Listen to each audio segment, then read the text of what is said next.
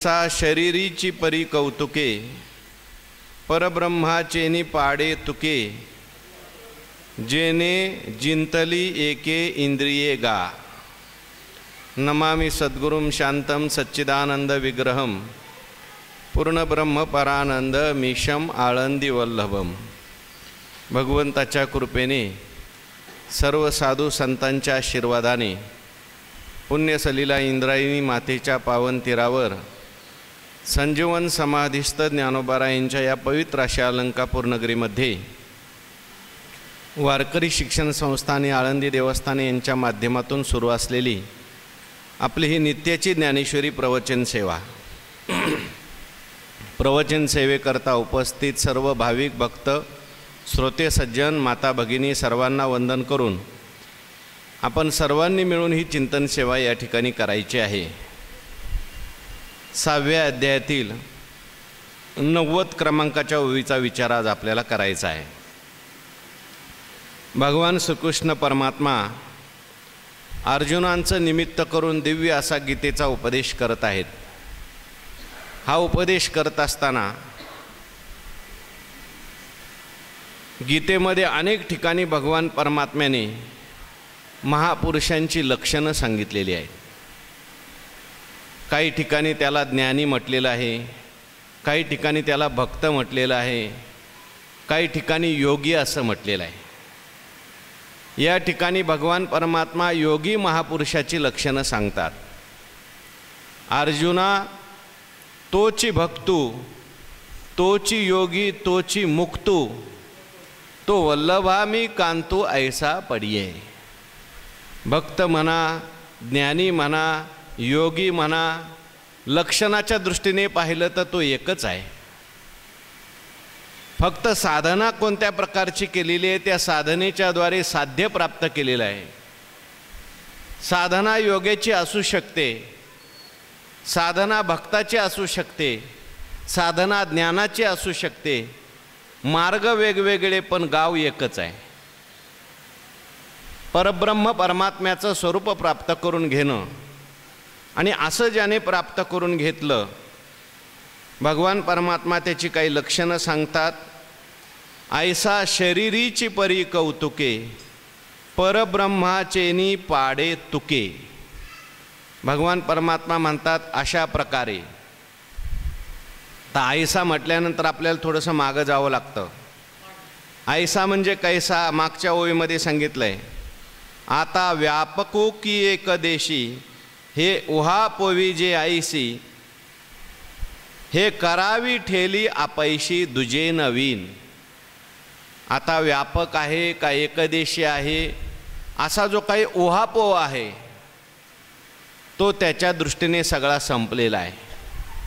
कारण आता द्वैत कुठल्या प्रकारे त्याच्याच ठिकाणी शिल्लक राहिलेलं नाही।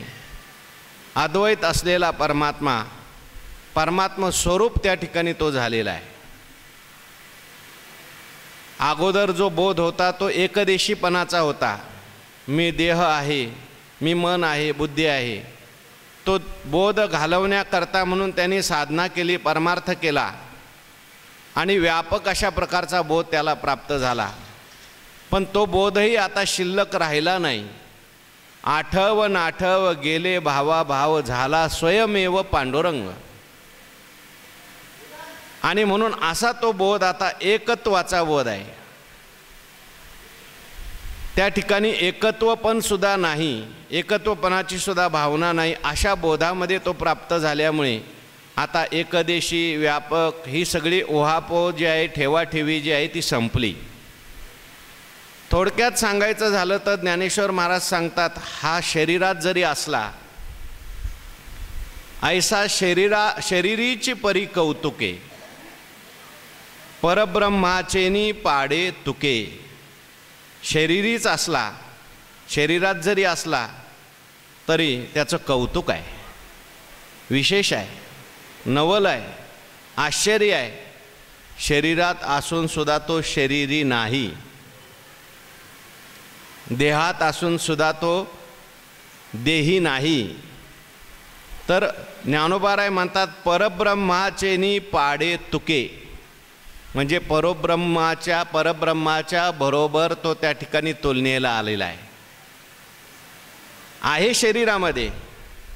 त्याचं कारण असं आहे, जरी ज्ञान झालं, जरी परमात्मा स्वरूपाचा साक्षात्कार झाला तरी सुद्धा शरीर काही पडत नाही.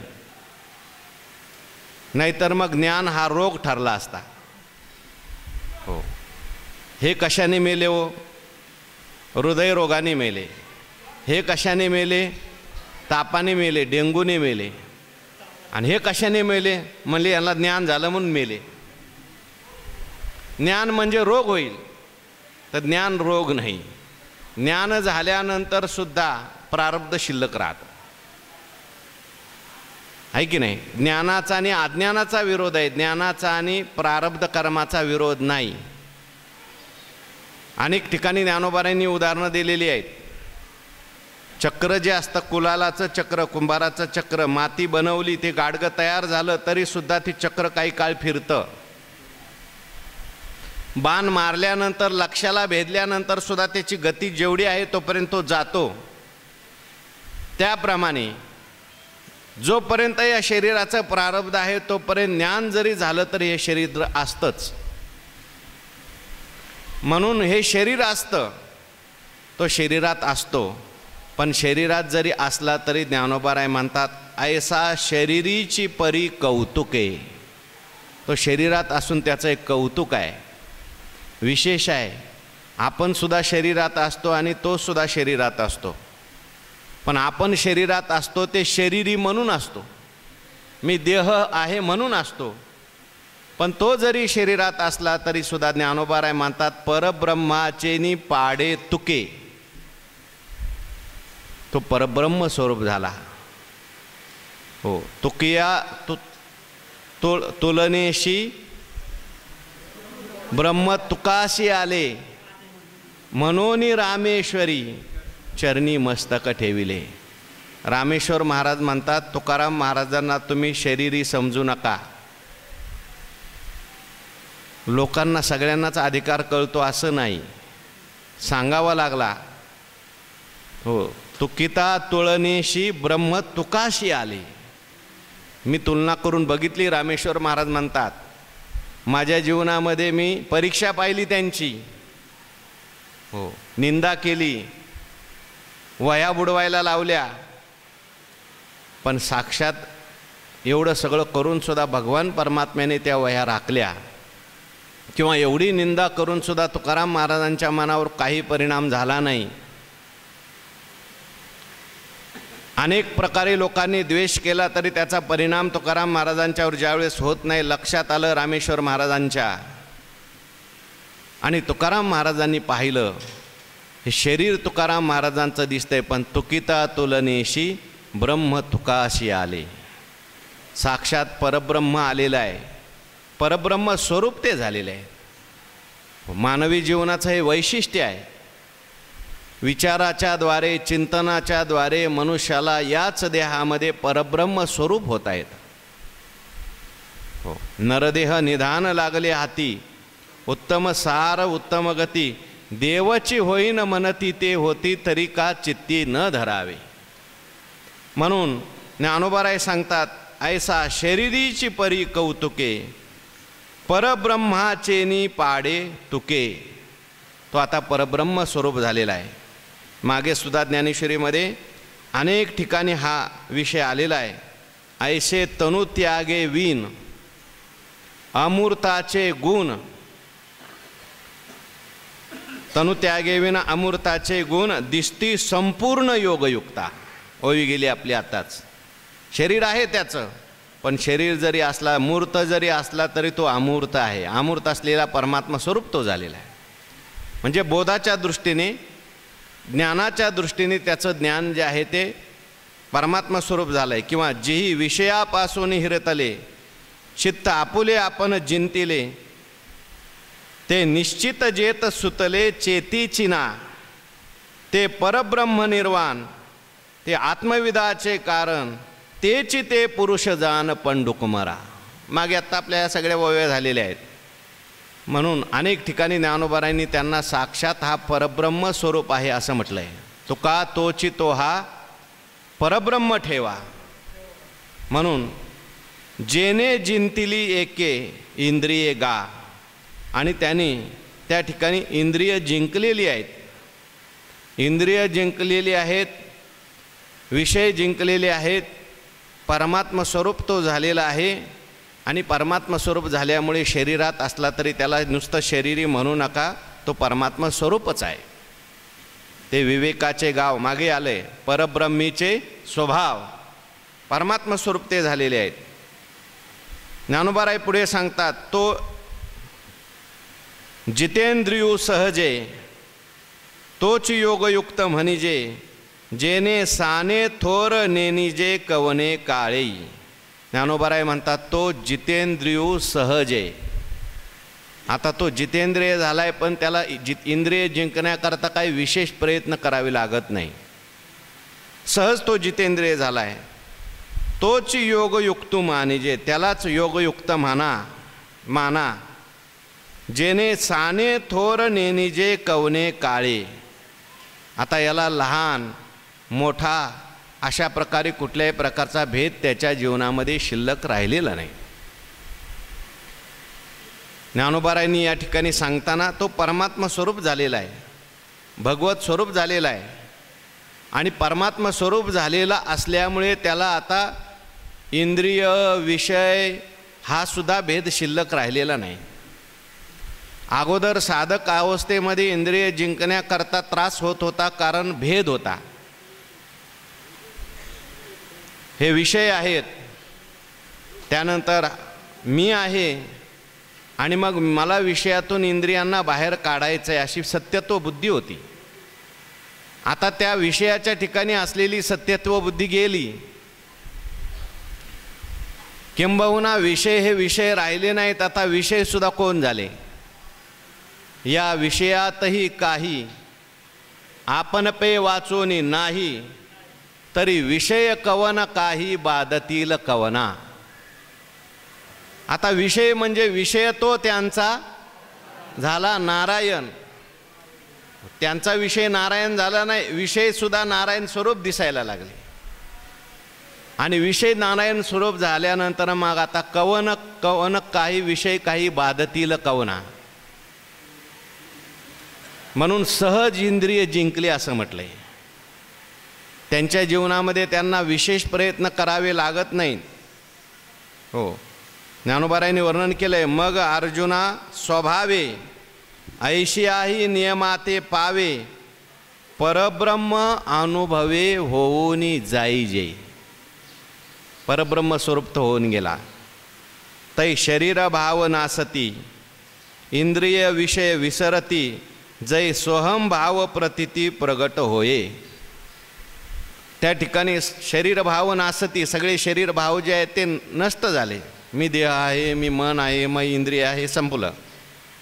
परमात्मा स्वरूप तो झाला. जोपर्यंत मी देह आहे असं वाटतंय तोपर्यंत मग देहाचे सगळे विषय त्याला हवे वाटतात. मी त्या ठिकाणी डोळा आहे असं म्हटलं की मग डोळा जो आहे तो रूप पाहायला इच्छा करतो.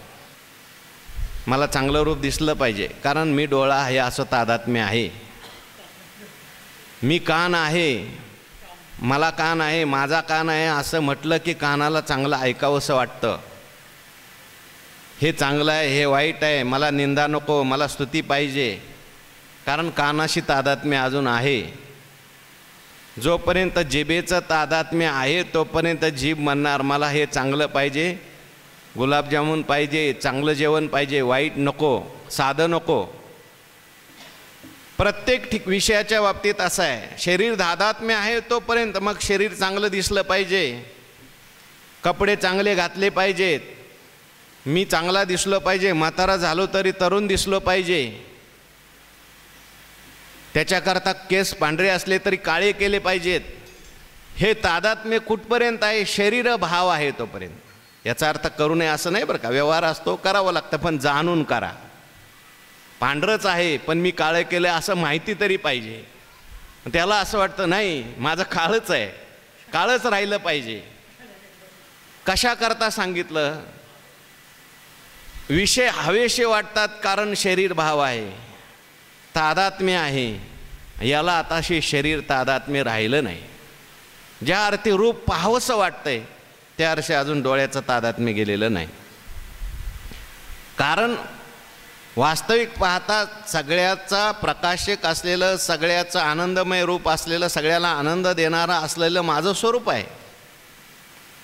ते ज्ञानस्वरूप आहे, ते आनंद स्वरूप आहे, सच्चिदानंद स्वरूप आहे, अनुभव स्वरूप आहे. त्याचा अनुभव कधी घेता येत नाही असा निश्चय ज्याचा झाला त्याला आणखीन रूप पाहावंसं वाटेल का? रूप त्याला ज्या अर्थी पाहावं वाटतंय त्या अर्थी अजून त्याचं डोळ्याचं तादात्म्य गेलं नाही, शरीराचं तादात्म्य गेलं नाही. पण हा जो महात्मा आहे, ज्ञानोबाराय सांगतात, शरीर भाव नासती आणि त्याच्यामुळे मग इंद्रिय विषय विसरती. इंद्रिय विषय विसरली काम. हो, एका जनार्दनी गाता हरीचे नाम. इंद्रिय विषय विसरली काम, अशा प्रकारची स्थिती त्याची झालेली आहे. आणि मग सोहम भाव प्रतिती प्रगट होय. शरीर भाव गेला आणि सोहम भाव, सह अहम, तो परमात्मा मी आहे अशी त्याची प्रतिती त्या ठिकाणी प्रगट झालेली आहे. परमात्मा स्वरूप झाला. ज्ञानोबारायांनी अनेक ठिकाणी वर्णन केले. सर्वेंद्रियाचे अंगणी विवेक करी राबनी आणि साचची करचरणी होती डोळे. ज्ञानेश्वर महाराज म्हणतात त्याच्या सर्व इंद्रियाच्या अंगणामध्ये कोण राबतो? विवेक. तो राबतो म्हणजे विवेक त्याच्या प्रत्येक इंद्रियावर बसलाय. किंबहुना ज्ञानोबाराय म्हणतात इंद्रियाला डोळे तयार झाले. त्याच्या हाताला डोळे, त्याच्या पायाला डोळे, त्याच्या कानाला सुद्धा काय आहेत? डोळे. अहो, डोळे तयार झाले म्हणजे काय? नाईकने ते कानची वाळी. ज्ञानोबाराय म्हणतात जे ऐकायला नको जरी त्याच्या कानावर आलं तरी ते कान ते घेतच नाही. कारण कान जो आहे तो त्या ठिकाणी त्या विषयामध्ये गुंतला नाही. कानाचं तादात्म्य त्याने सोडलं आणि परमात्मा स्वरूपाकार त्याची वृत्ती झालेली आहे. परमात्म्याच्या अनुसंधानामध्ये तो आहे. बोला, नाईकने ते कानची वाळी, न पाहणे ते दिठीची गाळी आणि आवाजचे ते टाळी जिभची गा. हो, ज्ञानोबाराय म्हणतात तेवी दोषादोष विवेकी इंद्रियेची होती पारखी नियमू बारे पायकी ओळगे ते. अशा प्रकारे त्याची स्थिती झाली. म्हणून तो जितेंद्रियू सहजे, याच्याकरता मी बोललो. तोच योगयुक्त म्हणजे. आता हा जो त्याचा इंद्रियांना आवरण आहे सहज आहे. अगोदर साधना करत असताना सहज नव्हतं. इंद्रियांना आवरण्याकरता त्रास होता, बलाने करावं लागत होतं, पुन्हा पुन्हा इंद्रिय विषयात जात होते. पण आता परमात्मा स्वरूपाकार वृत्ती झाली. विषयामध्ये सुद्धा परमात्मा स्वरूपच आहे असा निश्चय झाला. आणि म्हणून तो जितेंद्रिय सहजे, तोच योगयुक्त म्हणजे. ज्ञानोबाराय म्हणतात त्यालाच काय म्हणायचं? आता योगयुक्त म्हणायचं. आता हा खरा योगी झाला, हा सहज योगी झाला.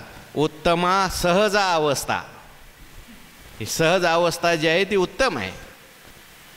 कारण परमात्मा हा सहज आहे, सिद्ध आहे. साधनेने जोपर्यंत अजून अभ्यास करावा लागतोय, जोपर्यंत अजून अनुसंधान करण्याकरता प्रयत्न करावे लागतात, तोपर्यंत ती अवस्था सहज नाही.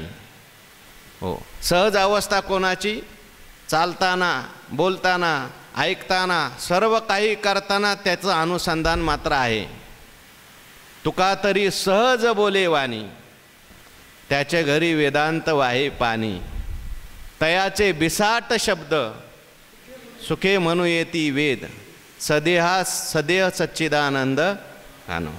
संतांचा जो बोध होता तो सहज बोध होता. संतांची जी समाधी आहे ती सहज समाधी आहे. फार आडेवेडे करून घेतलेली समाधी नाही, फार अट्टहास करून केलेली समाधी नाही. त्यांचं चालणं, त्यांचं बोलणं, सगळं जे काही आहे ते समाधीतलंच आहे. म्हणून तो योगी जो आहे तोच योगयुक्त म्हणजे. जेने साने थोर नेनिजे कवने काळी. ज्ञानोबाराय म्हणतात कोणत्याही काळामध्ये त्यांच्या दृष्टीनं आता सानं आणि थोर म्हणजे लहान आणि मोठं दिसत नाही. कारण लहान आणि मोठं हा जो भेद आहे तो कुठपर्यंत असतो? द्वैतामध्ये आहे, व्यवहारातला हा भेद आहे. परंतु आता ते परमात्मा स्वरूप झालेले असल्यामुळे हो त्यांचं ज्ञान जे आहे साने काय ओवी सांगा, साने मोठे ओरोने दी. ज्ञानाची व्याख्या सांगताना ज्ञानोबाऱ्यांनी वर्णन केलं आहे. असं ज्ञान त्याला प्राप्त झालेलं आहे की आता ते ज्ञान लहान आणि मोठं उरू देत नाही. आठवते का कोणाला ओवी? आनंदे महाराज, जयाचे ज्ञान विशोनेने. हां, लहान मोठा हा भेद त्या ठिकाणी गेला. साने मोठे उरू दे दी. लहान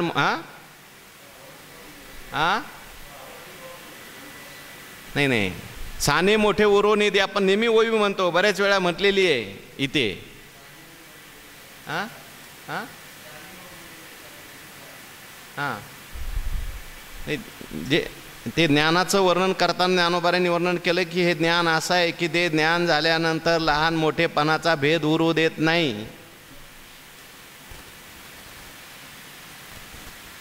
हां, चला काय हरकत नाही.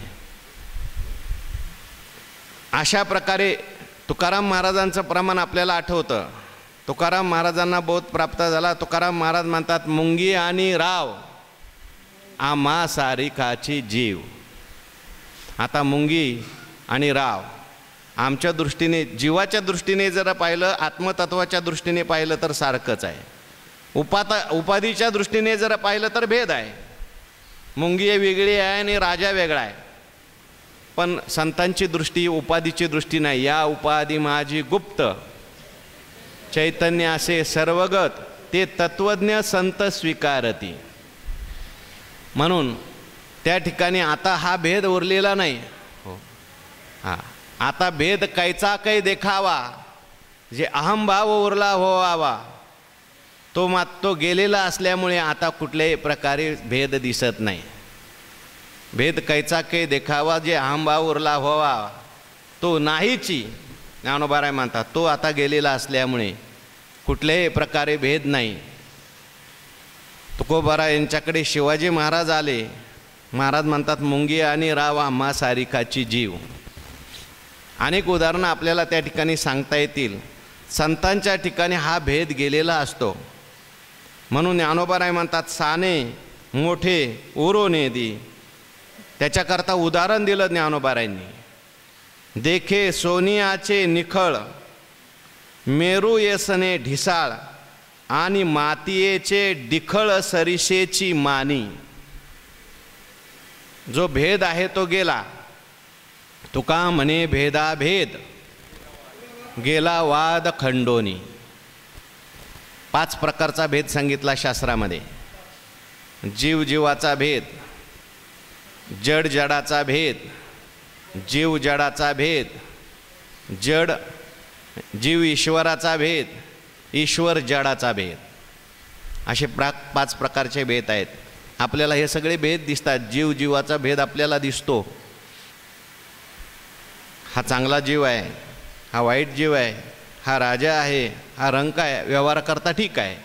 हा जीव जीवाचा भेद आहे. संतांच्या जीवनात हा भेद दिसत नाही. मुंगी आणि राव आताच उदाहरण दिलं, आम्हा सारिकाची जीव. जड जडाचा भेद असतो. मग जड वस्तू पाहिल्यानंतर हे सोनं आहे आणि ही माती आहे. सोनं पाहिल्यानंतर आनंदाने फुलून जातो आणि माती पाहिल्यानंतर म्हणतो जाऊ दे, मातीच निघाली. घर खांदायला घेतलं आणि त्याला कोणीतरी सांगितलं होतं हांडा आहे खाली. कशामध्ये? पायामध्ये. पूर्वीच्या लोक ठेवत होते. आणि बरोबर खोदल्यानंतर एक 10 फूट खाली गेल्याबरोबर हांडा सापडला. हांडा सापडल्यानंतर त्याला असं वाटलं बास आपली सगळी चिंता मिटली. हांडा बाहेर काढला आणि त्याचं ते झाकण असतं, पूर्वीचे लोक असं ते पूर्ण तांब्याचं झाकण बिकन लावून ठेवत होते. काढल्यानंतर त्याच्यात कोळसे निघाले. आनंद झाला का? तुकाराम महाराज म्हणतात, सर्प विंचू दिशे धन आभाग्या कोळसे. कोणाला मोहरा सापडतात तर कोणाला कोळशा सापडतात. वास्तविक पाहता याच्या जीवनामध्ये असलेला जड जडाचा भेद तो गेलेला आहे. जड जडाचा भेद गेलेला असल्यामुळे ज्ञानोबाराय सांगतात, पाहता देखे सोनियाचे निखळ मेरू येसने ढिसाळ. निखळ सोन्याचा मोठा मेरूचा पर्वत आणि मातीयेचे ढेकळ मातीयेचे ढिकळ सरिषेची मानी आणि मातीचा ढेकूळ आहे. ज्ञानेश्वर महाराज म्हणतात तो त्याला सारखाच दिसतो. त्याला सोने आणि माती आम्हा समान हे चित्ती. तात्पर्य काय, सगळ्यामध्ये परमात्मा भरून उरलेला आहे असा त्याचा निश्चय झालेला असतो. हो, अनेक उदाहरणं आपल्याला पाहता येतात. ते गोरक्षनाथ आणि मच्छिंद्रनाथ त्यांच्या कथेमध्ये सांगितलं जातं. गोरक्षनाथांना आणण्याकरता का मच्छिंद्रनाथांना आणण्याकरता गोरक्षनाथ गेले श्रीराज्यामध्ये, आणि गेल्यानंतर तिथे सगळी फार सोनं होतं सगळं. मच्छिंद्रनाथ त्या ठिकाणी त्यांना घेऊन गोरक्षनाथ निघाले. पण गोरक्षनाथांना असं वाटलं आपल्याला नेहमी भिक्षा मागावी लागते, तर सगळं सोनं आहे, एखादी सोन्याची वीट आपल्याला घ्यावी. जोळीमध्ये एक सोन्याची वीट टाकली आणि दोघंही प्रवास करायला लागले जंगलामधून. पण ती सोन्याची वीट बरोबर असल्यामुळे मच्छिंद्रनाथ जे आहेत ते गोरक्षनाथांना विचारायचे, रस्ता चांगला आहे का, या कुछ डर तो नाही आहे ना म्हणे, इथं काय भीती वगैरे तर नाही ना. तर गोरक्षनाथ विचार करायला लागले, मच्छिंद्रनाथ विचार करायला लागले, आतापर्यंत गोरक्ष कधी भीत नव्हता, कधी काही नव्हता, आता विचारायला का लागला. ज्या अर्थी विचारायला लागला त्या अर्थी काहीतरी गडबड यांनी येत असताना केलेली दिसते. झोपलेला असताना मग ती झोळी पाहिली आणि त्या झोळीमध्ये एक वीट दिसली. मच्छिंद्रनाथांनी काय केलं, ती वीट जी होती ती फेकून दिली आणि तेवढ्याच आकाराचा एक दगड त्या झोळीत ठेवला. दुसऱ्या दिवशी प्रवास करायला दोघं निघाले. घनदाट अरण्य लागलं, संध्याकाळ झाली. परत त्या ठिकाणी गोरक्षनाथांनी विचारलं, गुरुजी या कोई डर वगैरे तो नाही ना. गोरक्षनाथांना मच्छिंद्रनाथ म्हणले, डर तो बहुत पीछे भाग गया. जे काय होतं ते गेलं. त्यांच्या दृष्टीने जर पाहिलं, हे तरी सोने आणि माती आम्हा समान हे चित्ती. म्हणून ज्ञानोबाराय सांगतात, किती समानता प्राप्त झालेली असते. पाहता पृथ्वीचे मोल थोडे, ऐसे अनर्घ्य रत्न चोखडे, देखे दगडाचे नि पाडे निचाडू ऐसा. ज्ञानोबाराय म्हणतात त्याला रत्न सापडलं. रत्न सापडलं म्हणजे सामान्य रत्न नाही. हो, आम्ही काय कशालाही रत्न म्हणतो. एखादा चकचकणारा आपल्याला खडा सापडला तर मनुष्य लगेच घरी आणतो, डोक्याला लावतो, रत्न. हो, ज्ञानोबाराय म्हणतात कवडी सापडली, कवडी, तरी तो म्हणतो भाग्य आहे आज, सकाळी सकाळी कवडी सापडली, घ्या घरी. ज्ञानोबाराय म्हणतात रत्न सापडलं, पण त्याला कसलं रत्न सापडलं. पाहता पृथ्वीचे मोल थोडे, ऐसे अनर्घ्य रत्न चोकडे. संपूर्ण पृथ्वीचं मोल आणि ते एका रत्नाचं मोल एकच. पृथ्वीच्या मोलाचं रत्न सापडलं. आता किती मूल्यवान रत्न सापडलं म्हणून तो रत्न उचलतो आणि खिशात ठेवतो असं नाही. ज्ञानोबाराय म्हणतात एवढं मोठं रत्न सापडलं. देखे दगडाचे नि पाडे, त्याला असं वाटतं हा दगड आहे, दगड म्हणून त्याच्याकडे घेत नाही, त्याची उपेक्षा करतो. निचाडू ऐसा, अशा प्रकारे तो निरपेक्ष झालेला आहे. चाड त्याच्या अंतःकरणात कुठल्या प्रकारची नाही. अशा प्रकारे निरपेक्ष झालेला आहे. का निरपेक्ष झाला?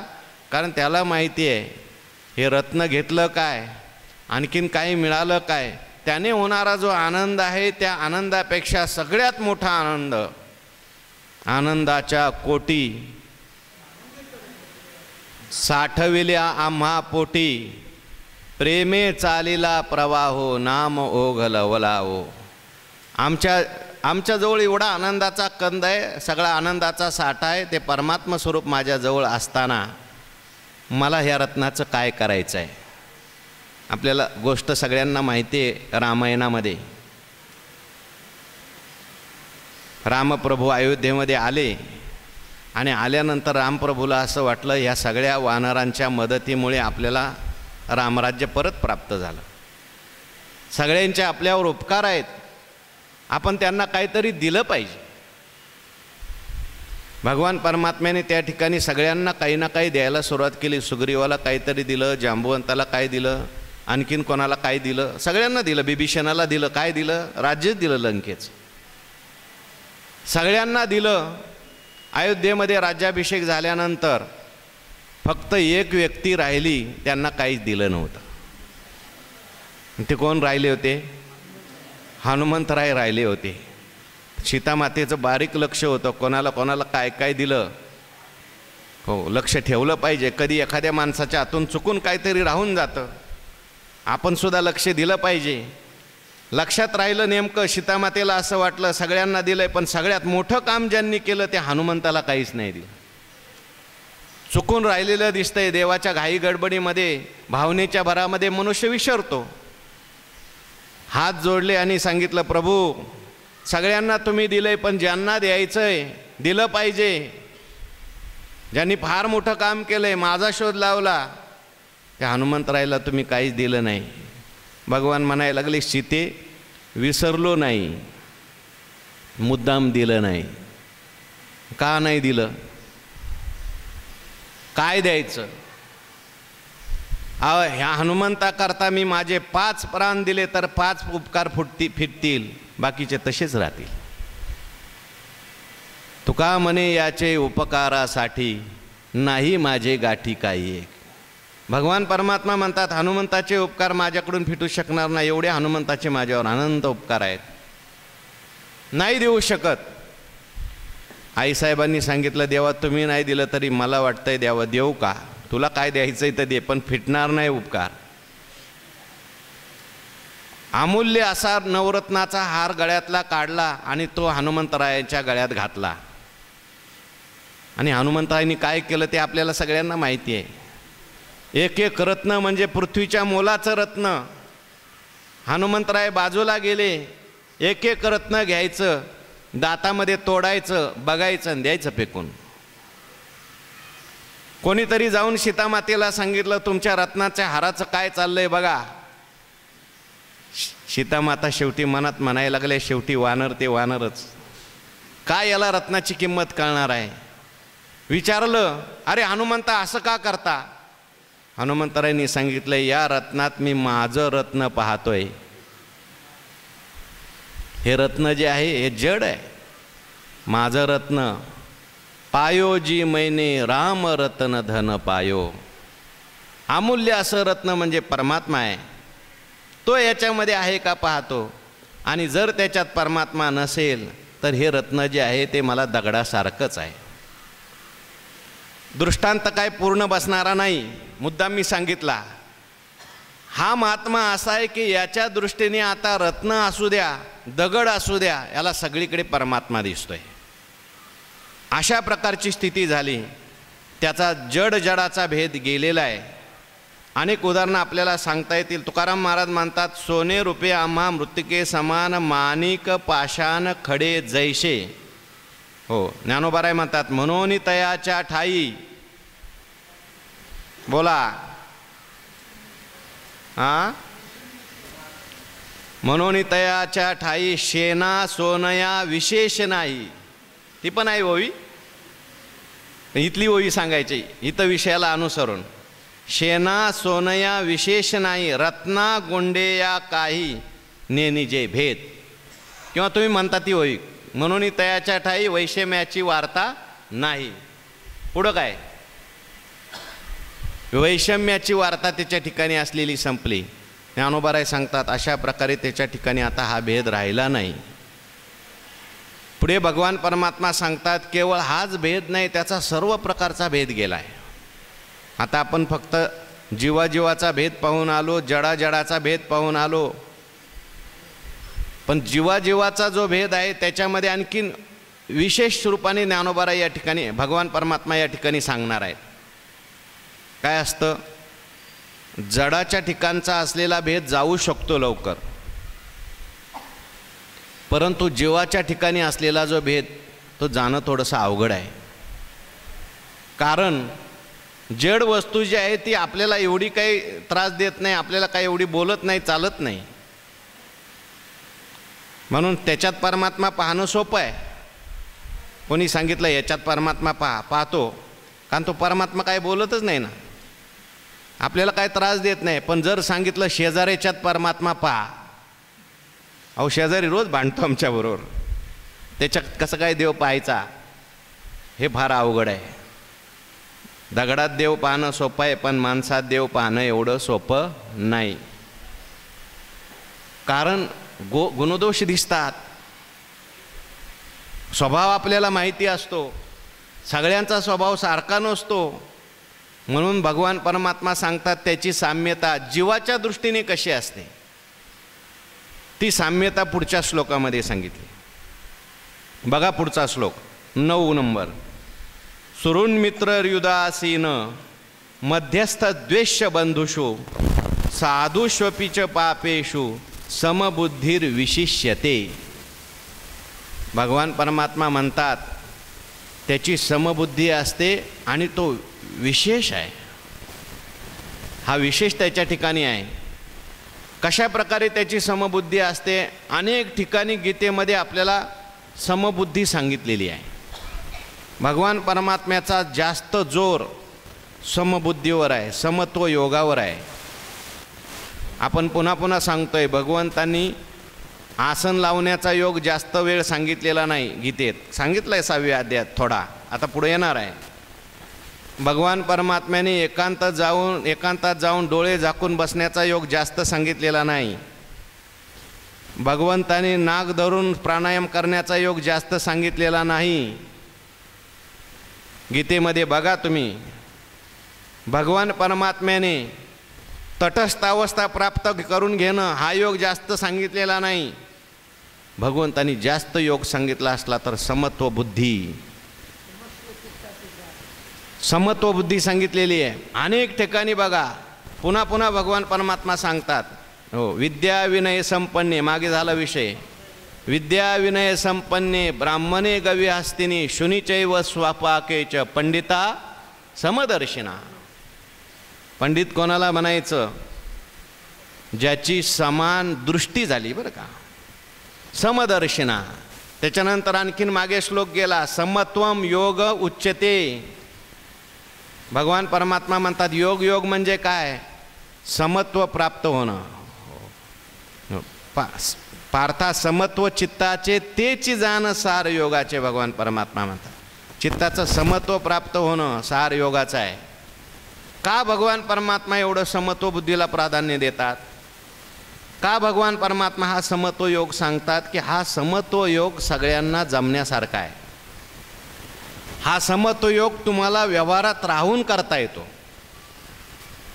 एकांतातला योग, डोळे झाकायचा योग तुम्हाला काम करताना करता येईल का? अहो 4 लोकात आपण बसलो आणि डोळे झाकून बसलो काहीतरी करायला लागलो, 4 लोक आपल्याकडे पाहतात, काय म्हणतात यांना काय झालं असं म्हणू शकतात. पण जो कामही करतोय, सगळ्यांच्याकडे पाहतोय, बोलतोय, चालतोय, व्यवहार करतोय, पण त्याची समदृष्टी झालेली आहे.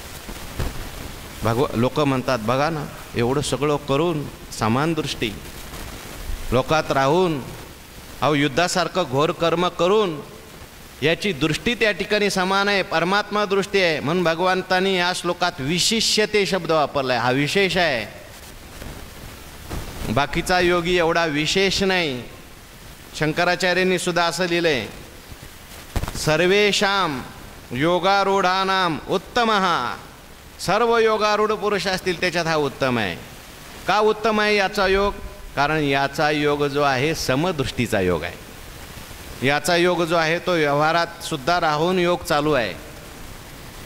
चालताना बोलताना सगळं काही परमात्मा स्वरूप आहे असं म्हणून याचा व्यवहार चाललेला आहे. आपल्या वाट्याला आलेलं कर्म ईश्वराची सेवा आहे असं म्हणून याचं कर्म चाललेलं आहे. जो मनुष्य दिसतोय त्याच्याकडे ही परमात्म्याची रूपं आहेत असं म्हणून तो व्यवहार करतोय. म्हणून हा योग महत्त्वाचा आहे. आणि भगवान पुन्हा पुन्हा सांगतात समबुद्धी आहे. याचा अर्थ समान व्यवहार असेल असं नाही बरं का. समान बुद्धी ठेवायला सांगितली. का समत्व बुद्धीला भगवान एवढं प्राधान्य देतात? कारण आपल्या जीवनात जी सुखदुःख होतात ती सगळी विषम बुद्धीमुळे होतात. लक्षात घ्या. भेद आला की चांगलं वाईट आलं, चांगलं वाईट आलं की रागद्वेष आले, आणि रागद्वेष आली की सुखदुःख आली समजायचं. म्हणून सुखदुःख घालवायची जर असतील तर आपल्याला समान बुद्धी किंवा समान वृत्ती याच्याशिवाय कोणताही पर्याय नाही. किंबहुना वृत्ती जी असते ती वृत्ती उठते कधी? विषमतेत उठते का समतेत उठते?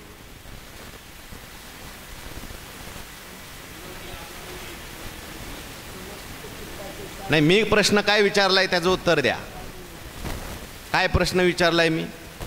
वृत्ती जी निर्माण होते ती समतेत निर्माण होते का विषमतेत निर्माण होते? जाऊ द्या, मी तुम्हाला एक उदाहरण सांगतो. 2 पाण्याच्या टाक्या आहेत आणि त्याला मध्ये पाईप लावलेला आहे. 2 पाण्याच्या टाक्या मध्ये पाईप लावलेला आहे मध्ये खाली तळाला. एका टाकीत जास्त पाणी आहे आणि दुसऱ्या टाकीत कमी पाणी आहे. पाण्याचा प्रवाह चालू होणार का नाही होणार? कुठलं पाणी कुठं जाईल? या टाकीतलं पाणी या टाकीत जाईल. कुठपर्यंत जाईल? जोपर्यंत दोन्ही टाक्यातलं पाणी समान होत नाही. दोन्ही टाक्यातलं पाणी समान झाल्यावर प्रवाह चालू राहतो का? का नाही राहत? समता झाली, समतेत प्रवाह बंद होतो. म्हणून साधू संतांनी देवानी समतेचा आग्रह केला आहे. कारण जोपर्यंत विषमता आहे तोपर्यंत तुमचं चित्त शांत होणारच नाही.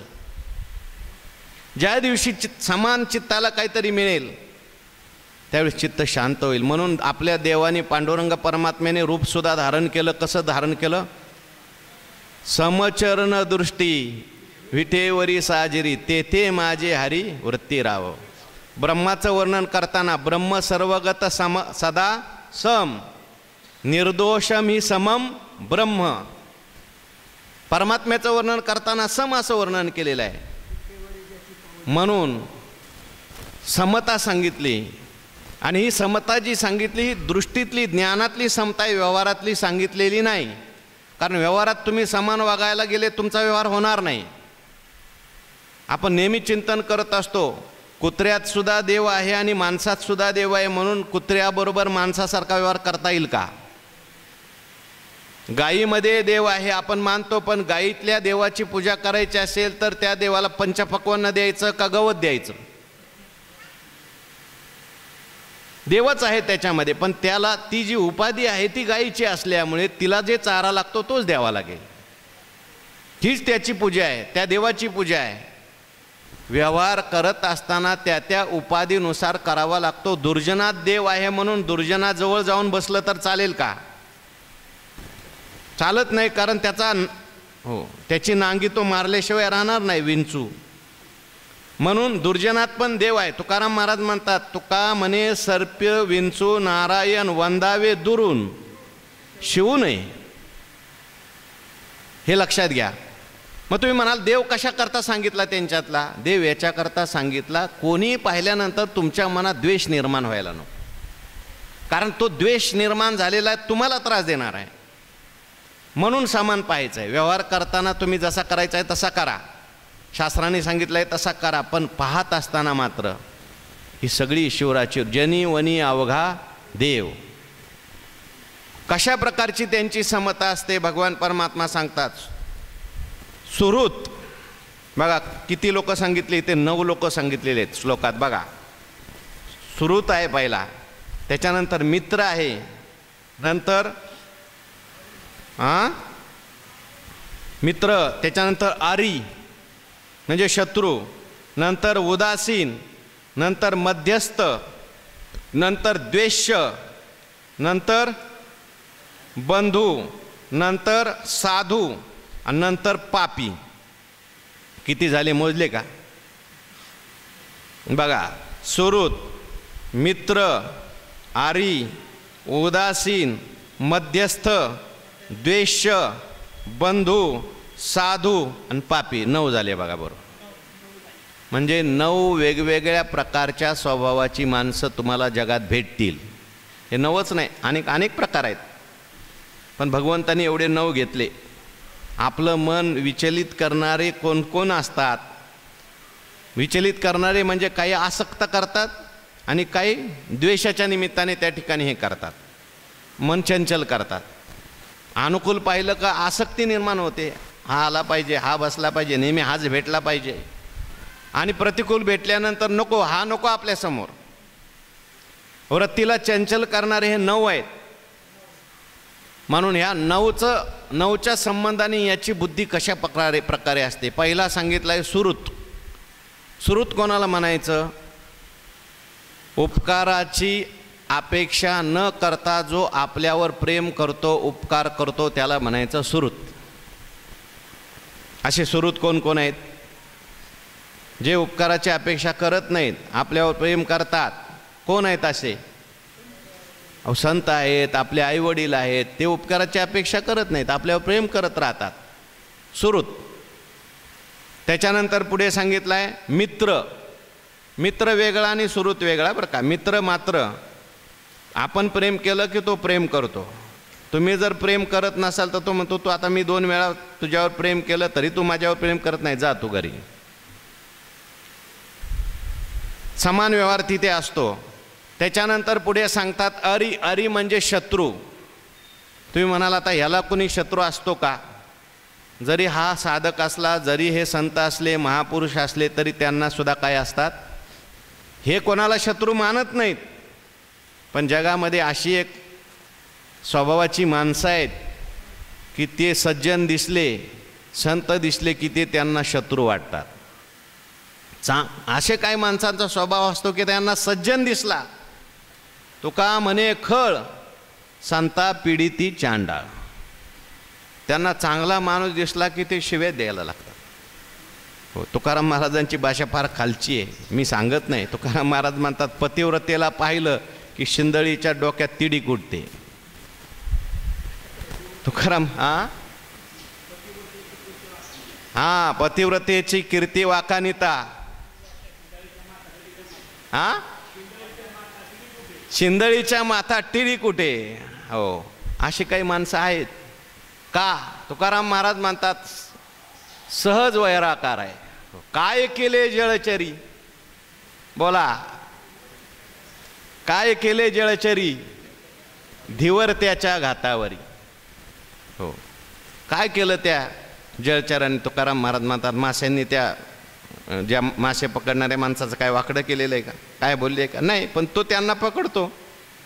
हो, त्याचा तो काय म्हणतात जाती वैराकार त्याला म्हणतात, स्वभाव त्याचा आहे. हो, म्हणून त्या ठिकाणी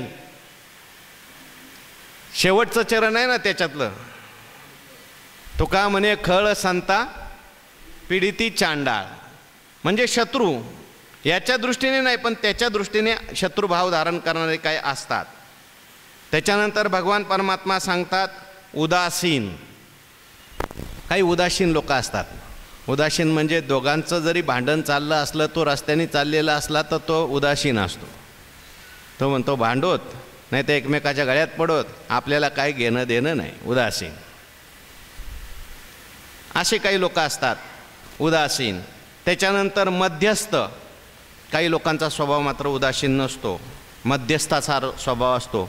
2 लोकांची भांडणं चालली, तो तिथं जातो, विचारपूस करतो, अरे काय झालं, कशाकरता भांडता? मग हा म्हणतो असं झालं, तो म्हणतो तसं झालं. अरे असं योग्य नाही, आळंदीमध्ये आपण राहतो, हे करणं योग्य नाही, तुमचं थोडं चुकलं आहे, तुमचं थोडं चुकलं आहे, दोघांनी माघार घ्या. दोघांचं हित करतो, दोघांचं भांडण मिटवतो. याला काय म्हणायचं? मध्यस्थ. त्याच्यानंतर भगवान परमात्मा सांगतात काही द्वेष्य असतात. द्वेष्य म्हणजे द्वेष करण्यास योग्य. त्यांचं आचरणच असं असतं की ते द्वेष करण्यास योग्य असतं, वाईट आचरण असतं, किंवा विनाकारण ते यांचा द्वेष करत असतात. असा सुद्धा द्वेष शब्दाचा अर्थ त्या ठिकाणी घेतला जाऊ शकतो. त्यानंतर पुढे भगवान परमात्मा सांगतात द्वेष्य. त्याच्यानंतर बंधू. काही बंधू असतात, भाऊ असतात, भाऊबंद असतात, नातेवाईक असतात, हितकर्ते असतात. त्याच्यानंतर साधू, जे सदाचरणाने वागणारे लोक असतात, शास्त्राने जसं सांगितलं आहे त्याच्याप्रमाणे वागणारे लोक असतात. आणि शेवटी सांगितलं आहे तो म्हणजे पापी, पापीशू. असे पापी लोकही समाजात काही असतात. आता जग म्हटल्यानंतर हे त्रिगुणात्मक आहे. ही सृष्टी जी आहे या सृष्टीमध्ये सर्व काही आहे.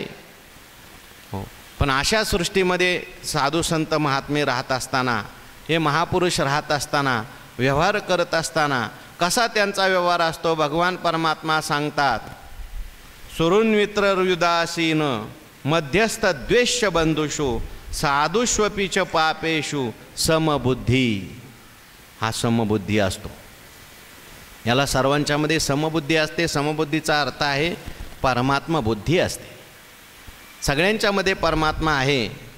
विठ्ठल जळी स्थळी भरला रीता ठाव नाही, किंवा विठ्ठल विस्तारला ज्याने आत्ताच आपण प्रमाण म्हणून गेलो. सर्वांच्यामध्ये सर्वाभूती पाहे एक वासुदेव. म्हणजे त्याची दृष्टी, त्याची मान्यता समबुद्धी म्हटलं आहे बरं का. मुद्दाम बुद्धी हा विशेष आहे. व्यवहाराची समता येण्याकरता आणखीन तो तुर्यगा अवस्थेत जावा लागतो. पण हा सुद्धा महापुरुष आहे. त्या ठिकाणी व्यवहारात याच्या जरी समता नसली तरीसुद्धा दृष्टीच्या दृष्टीने या ठिकाणी समता आलेली आहे. म्हणून विशिष्यते हा शब्द वापरला आहे. भगवान परमात्मा म्हणतात हा विशेष आहे. पुढे याचं विशेष सांगणार आहेत भगवान परमात्मा. या विशेषतेमुळे लोकांना किती फायदा होतो. या विशेषतेमुळे याच्या अवस्था काय झालेली असते. ऐसा ज्याचा अनुभव विश्वदेव सत्यत्वे. विश्व हे विश्व नसून सत्यत्वाने देवच आहे. हो, हे विश्वालंकाराचे विसुरे ज्ञानोबारांनी ओवी लिहिली पुढे. म्हणून विशेष काय याचा, तुकोबाराय सांगतात देवतया जवळी असे. काय विशेष, पापनाशे दर्शन. काय विशेष, कामक्रोधा नाही चाली. काय विशेष, भूती झाली समता. काय विशेष, तुका म्हणे भेदाभेद गेला वाद खंडोन. हे सगळं विशेष त्यांच्या ठिकाणी आपल्याला पाहायला येतं. हो, अगदी हे सगळे लोक त्यांच्या जीवनामध्ये येतात. वेगवेगळ्या प्रकारच्या भावना त्यांच्या जीवनामध्ये या लोकांच्या असतात. पण यांची मात्र सगळ्यांच्या विषयी जी भावना असते ती मात्र परमात्मा बुद्धीची भावना असते. पुन्हा पुन्हा भगवंतांनी समत्व सांगितलंय. मागे जी समता सांगितली, विद्या विनय संपन्ने ब्राह्मणे गवी हस्तिनी, ती समता कशामध्ये असलेली सांगितली, विशिष्ट जातीमध्ये असलेली समता सांगितली मागे. त्याच्यानंतर पदार्थामध्ये असलेली समता आत्ता सांगितली. समलोष्टाश्म कांचन, हा पदार्थातली समता, पदार्थातला भेद गेला. आणि या ठिकाणी पुन्हा एकदा भगवान परमात्मा आपल्याशी भिन्न व्यवहार करणारे लोक आहेत त्यांच्या बाबतीत सुद्धा याच्या अंतःकरणामध्ये समता असते. हो, याच्या अंतःकरणामध्ये कुठल्याही प्रकारची विषमता त्यांच्या अंतःकरणामध्ये नसते. भागवतामध्ये भक्त प्रल्हादजींचं चरित्र आलं आहे. त्या हिरण्यकश्यपूने प्रल्हादजींना मारण्याकरता अनेक प्रकारचे प्रयत्न केले, मरतच नव्हते. म्हणून त्याचे प्रल्हादजीचे जे गुरु होते षंड आणि अमर्क, त्यांना सांगितलं तुम्ही आभिचार कर्म करा आणि आभिचार कर्म करून मंत्राने तंत्राने याला मारून टाका. मग त्यांनी ते आभिचार कर्म केलं आणि एक राक्षसी निर्माण केली आणि तिला सांगितलं या प्रल्हादाला मारून टाक. राक्षसी प्रल्हादांच्या जवळ गेली. गेल्यानंतर प्रल्हादजी भगवंताचं चिंतन करत होते, नामस्मरण करत होते. भगवंताचं ते कवच त्यांच्या होती होतं, सुदर्शन चक्र होतं रक्षण करण्याकरता. आणि म्हणून परिणाम असा झाला, त्या राक्षसीला तर मारलं, पण त्या ठिकाणी हे षंड अमर्क जे होते ते पण मरून गेले. प्रल्हादजींना कळालं हे आपले गुरुची मुलं होती, ही मरण पावली. प्रल्हादजींनी देवाला प्रार्थना केली, देवा त्यांनी मला एवढा त्रास दिला, पण माझ्या अंतःकरणात जर त्यांच्याविषयी द्वेष भावना नसेल तर ते सगळे जिवंत होऊ दे. जिवंत झाले ते परत. कशाकरता सांगितलं, त्यांच्या जीवनामध्ये समता निर्माण झालेली असते. ज्ञानोबाराय म्हणतात ते तर सुहृद आणि शत्रू का उदास आणि मित्रू हा भावभेदू विचित्रू कल्पू कैचा, तया बंधू कोण काय ह्याचा, द्वेष्या कवन तयाचा, मीची विश्व ऐसा जयाचा बोधू जाहला. हे दोन ओव्याचा अन्वय एकत्र आहे. ज्ञानोबाराय म्हणतात ते तर सुहृद आणि शत्रू, सुहृद असेल शत्रू असेल का उदास आणि मित्र, त्याच्याविषयी उदास असलेला किंवा त्याचा मित्र आहे. हा भावभेद विचित्रू कल्पू कैचा. आता या वेगवेगळ्या भावना आपल्याविषयी असणाऱ्या, त्यांच्याविषयी आपल्या मनामध्ये वेगवेगळ्या भावना निर्माण होतात. का निर्माण होतात? कारण आपल्या मनामध्ये सुद्धा भेद असतो. हा चांगला आहे, हा वाईट आहे. सुहृद असतील तर त्यांच्याविषयी वेगळी भावना असते, त्याच्यानंतर शत्रू असेल तर त्याच्या वेगळी भावना असते. शत्रू आपल्याला कधी दिसू नये असं वाटतं आणि मित्र आहे तो सारखा भेटावा असं वाटतो. ज्ञानोबाराय म्हणतात नाही, हा भावभेद विचित्रू कल्पू कैचा. आता हा विचित्र प्रकारचा भावाचा भेद त्यांच्या जीवनात त्याची कल्पना कशी काय असेल? हा चांगला हा वाईट ही कल्पनाच गेली. अहो का गेली? ज्ञानोबाराय म्हणतात तया बंधू कोण काय ह्याचा, द्वेषिया कवन तयाचा. त्याचा बंधू कोण आणि द्वेषी कोण? का बरं? मीची विश्व ऐसा जयाचा बोध जाहला. त्याचा बोध असा असतो, त्याचं ज्ञान असं असतं, मीच विश्व आहे. हो, मीच विश्व ऐसा जयाचा बोध झाला. हे समस्त ही श्री वासुदेव किंवा